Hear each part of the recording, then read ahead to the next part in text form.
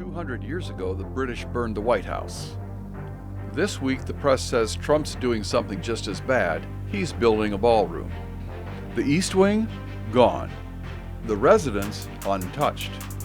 The outrage? Manufactured. It's privately funded, built for security, and large enough to host an inauguration indoors, so naturally the media call it an ego trip. A vinyl tent is elegant, a permanent hall is tyranny. When Obama builds, it's legacy. When Trump builds, it's blasphemy. Apparently drywall now threatens democracy. Maybe the real scandal isn't that he's building too much, but that he's doing it right.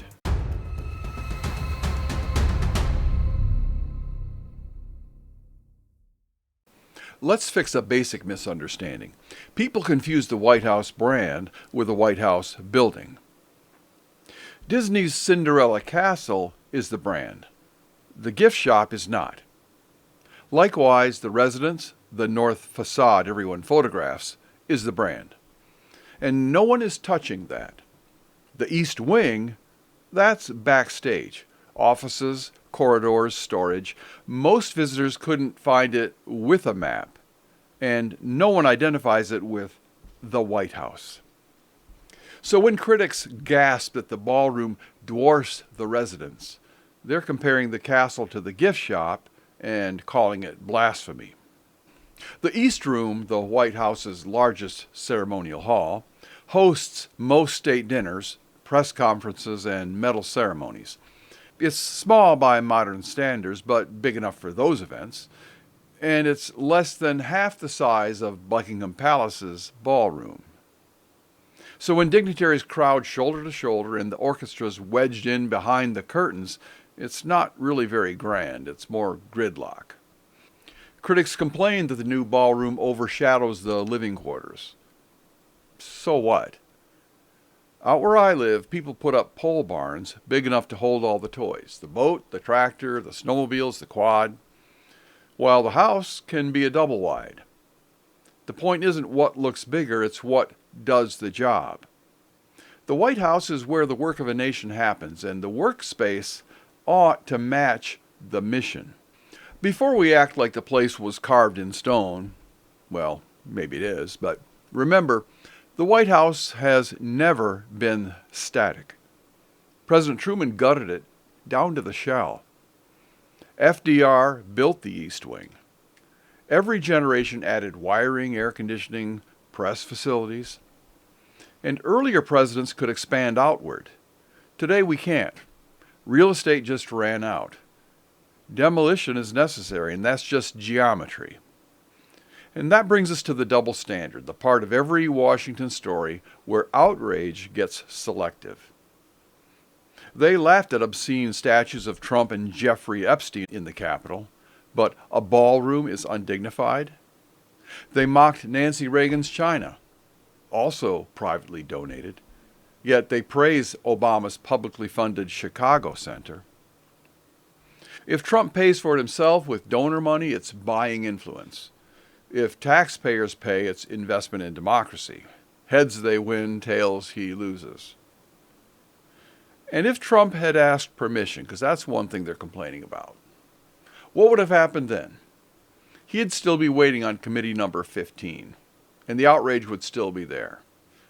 And Washington just idolizes process, but it kind of fears actual completion. Let me ask you now to like, subscribe, and click the bell, because logic and humor still beat outrage. Now, all that noise hides the real question, why build it at all? And the answer isn't politics or ego, it's practical. For decades, the White House has hosted its largest events under temporary tents on the South Lawn. Everyone knows the routine. They're expensive, it's weather-prone, it's labor-intensive. And let's talk about some other things that really matter. Even the most luxurious tent is still a vinyl box pretending to be a ballroom. They use porta-johns. Climate control is uneven. Air gets stale, and Washington humidity always wins. Guests fan their programs while condensation forms on the glasses. And the acoustics? There's no acoustics, there's no echo. The problem is sound intrusion. Outside noise leaks in, traffic, construction, rain on the roof. A state dinner shouldn't have to pause for a passing motorcycle. A permanent hall, on the other hand, provides controlled climate, true sound isolation, and dignity that doesn't sag in the weather. With a permanent ballroom, we could host dinners indoors any time without checking the weather forecast. And every time a tent goes up, the Secret Service has to start from zero on security. New perimeters, routes, screening zones, and each structure creates a fresh vulnerability. A permanent reinforced ballroom can be secured once and then monitored continuously. And that's not luxury, it's logic. You harden the space, and this one will have bulletproof windows, and you stop gambling with every guest lists. And diplomacy runs on timing. Right now, a president can't say, let's host them next week, because the venue doesn't exist until the rental trucks arrive. That kills any ad hoc events, any last-minute summits, briefings, memorials, or celebrations. A standing venue restores flexibility. Flip on the lights, and America can welcome guests tomorrow morning without waiting for the tent company. And that's a huge difference. This new ballroom isn't about grandeur, it's about readiness and protection. It gives the White House a permanent, climate-controlled, secure space for any official occasion. Even an indoor presidential inauguration if conditions or credible threats ever demanded it. In an age of multiple assassination attempts, that's not extravagance, it's prudence.